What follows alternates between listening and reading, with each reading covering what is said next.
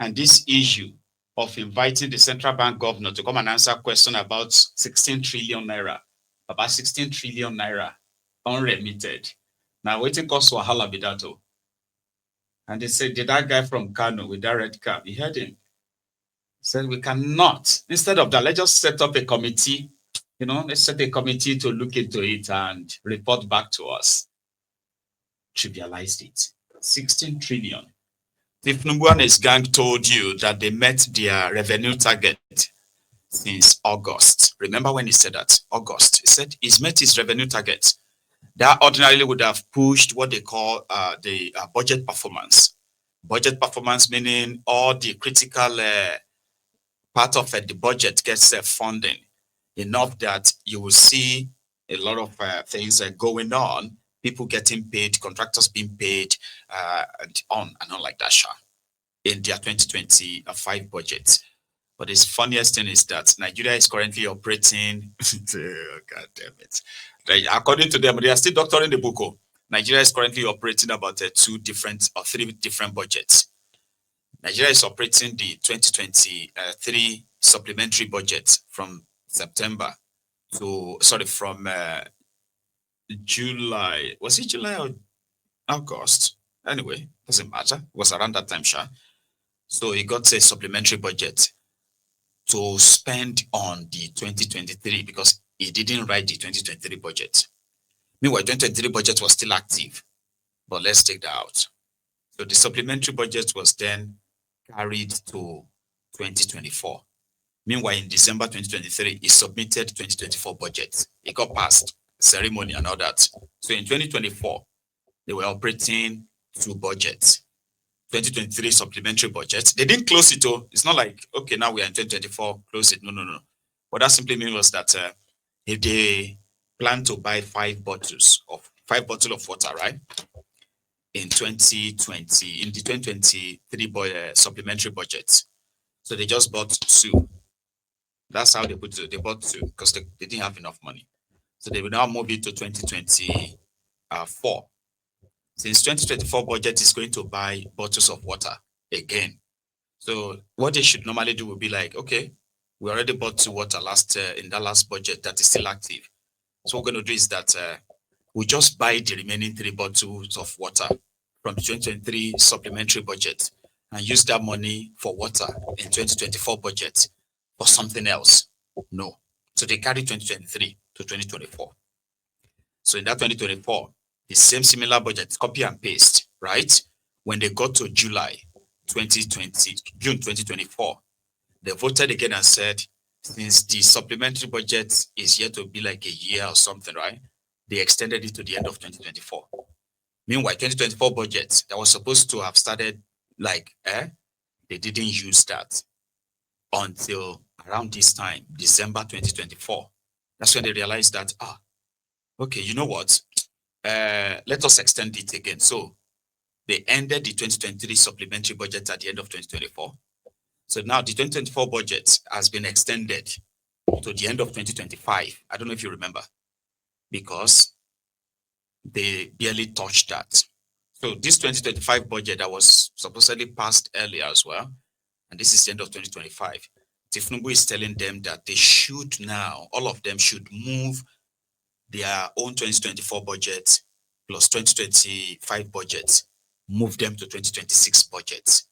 He was supposed to go and present your 2026 budget right now, but there is no real talk around that. Because what they're going to do in 2026 budget is that they're going to do copy and paste again. Same thing they wanted in 2025.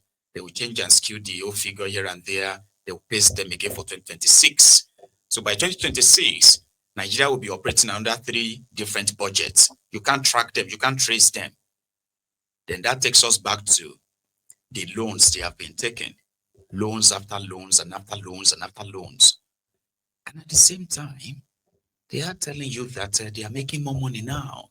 States are getting more money, which is also false. I'll give you an example about states getting more money. I'll use, for example, let's use states. Ogun State. Let's say Ogun State in 2022. The total allocation to Ogun State in 2022 was sorry, in a month, let's put it at 7 billion naira. Now, 7 billion naira in 2022 is not the same age mate with 20 billion naira in 2025. Oh. Sure, you understand? 25 billion, 20 billion may sound so big, but 7 billion in 2022 no be the same mate with 20 billion of 2025. Oh. So Tinubu came in 2022 under Bokuwari. Your exchange rate was 420 naira to a dollar. Now, if you start dividing 7 billion by that 420 naira, you are likely going to get over $2 billion. Something like that. Maybe not that much, Abi. 410 times 1 billion. That's 410 billion. No, that's a lot. No, not that one. So we're gonna say, let's say 400 million, 400 million, okay, yeah, 1 million, 2 million, 3 million, 4 million, 5 million. You shall get the drift, but this one will be easier for me. In 2025, Ogun State got 21 billion naira. That's a lot of money, but the exchange rate is now 1,600 naira to $1. When you start dividing the 21 billion, then you realize that you've been cheated. Your case would be like that Oponu that they paid in coins and then 1 naira notes, bank notes. And then everywhere is filled with so much money, but with less value. Tinubu deceived a lot of you, and it didn't just do it. There were those who helped spread that. But in reality, where is that so much money and the revenue targets they've met? Enough that they couldn't even reach 15% of 2025 budget. 15%. So right now they are saying that there's still about 75% to be done. So therefore they should move it to 2026. And they will need more loans to do that. So if 16 trillion naira is not remitted to the federation account by the central bank of the country, that should be concerning. That shouldn't be something anybody or any lawmaker in Nigeria should be trivializing. But of course, they've looted more. Over 210 trillion naira, according to another committee. This one is the Senate committee investigating the unremitted oil revenue by the NNPC since 2015. 10 years of missed remittances. They calculated it and they said it is over $210 billion. Oh no, not trillion naira. Over $210 billion. Baba. $100 billion will be equivalent of 160 trillion naira. So that's 320 trillion naira, plus or minus plus inflation. Those who have looted a total of 300 trillion naira in the last 10 years. There is a probe about that in the National Assembly. It won't get anywhere, like it's not going to get anywhere. So yeah, this is just for academic purposes, you say, right? And these two, Foolbara and Wike, day 2 of Foolbara becoming APC, Egbekegbe.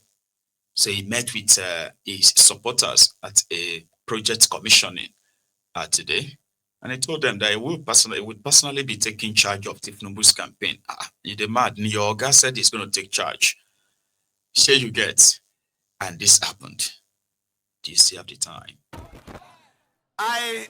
Let me thank every one of you and assure you that because of this continuous support, you have every reason to be coming here from time to time.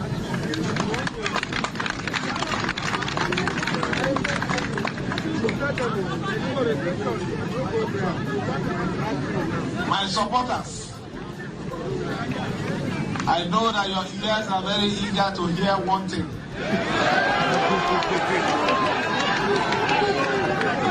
A lot of you are wondering. I know that the story is everywhere. I just want to say first, the reason why we took this decision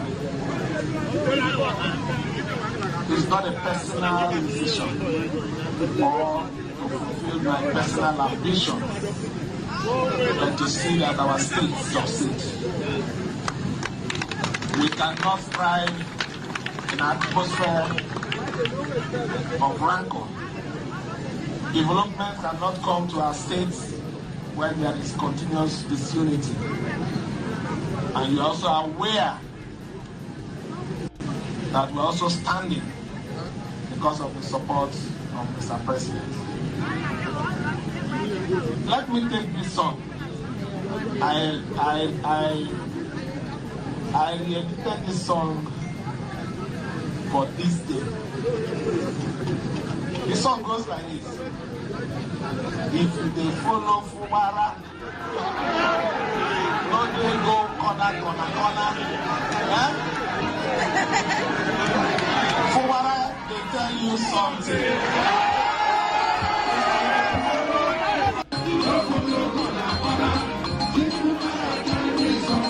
Thank you.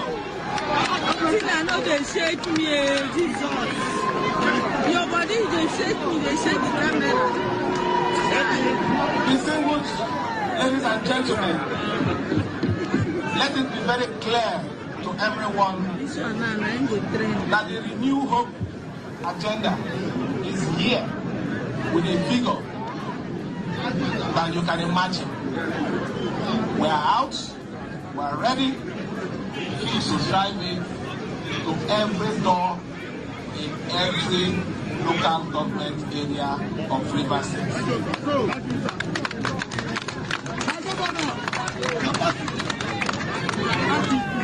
So let me thank every one of you for your support and assure you that we will continue. We will continue to deliver the dividends of democracy. I also want to use this nuisance lele. Foolbara. You know? Anyway, he also answered, or should we say he addressed the notion that Wike's men were about to put the rug under him again when he decided to play a fast one on Wike.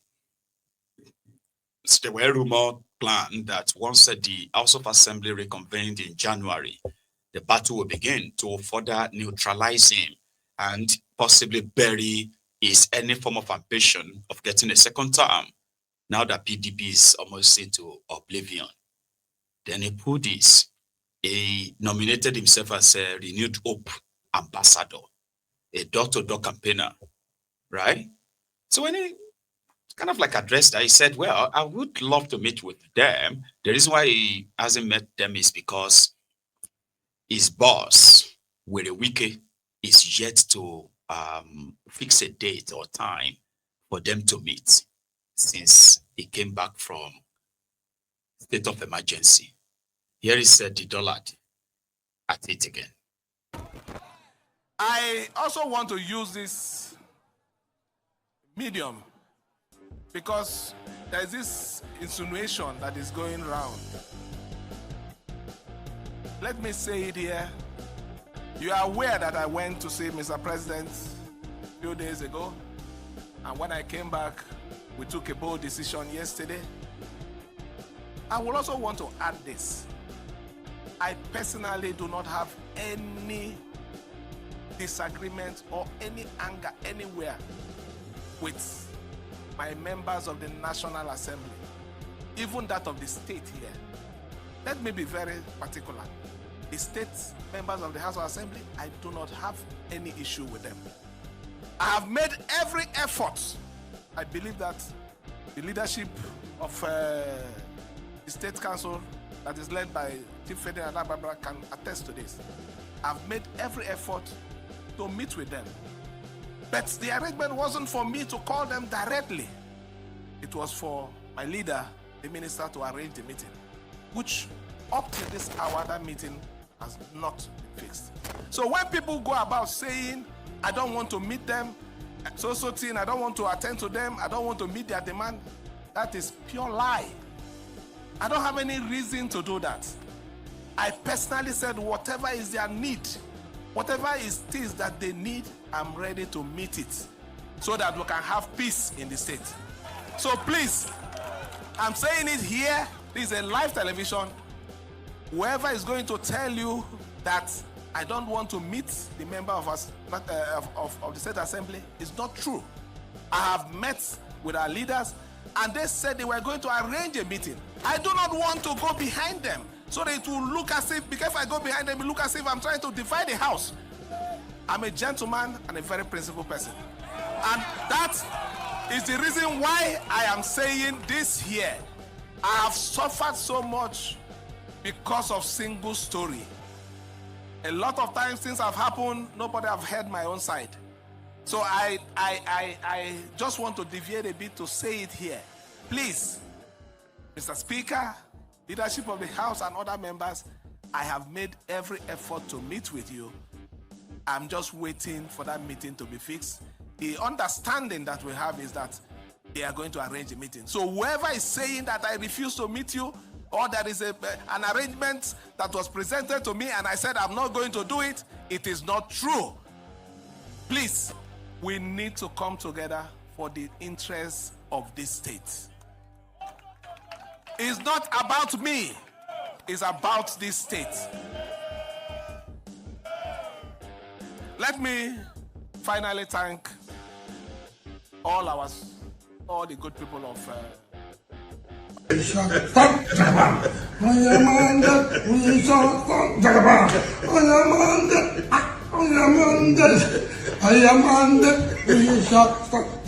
Yes, sir.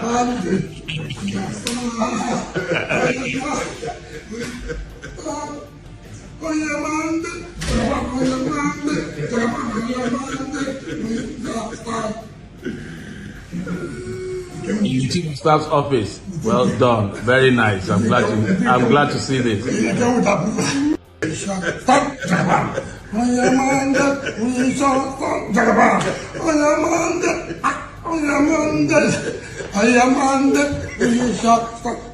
Yes, sir.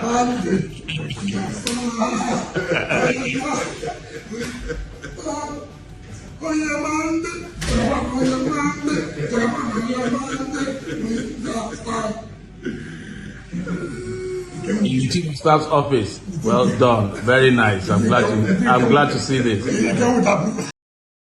People's leader Bidato, and he's not just relying on Tinubu's goodwill and benevolence, right? He's also relying on the goodwill a relationship is managed to build with the judiciary. Is their like biggest gifter, put it that way.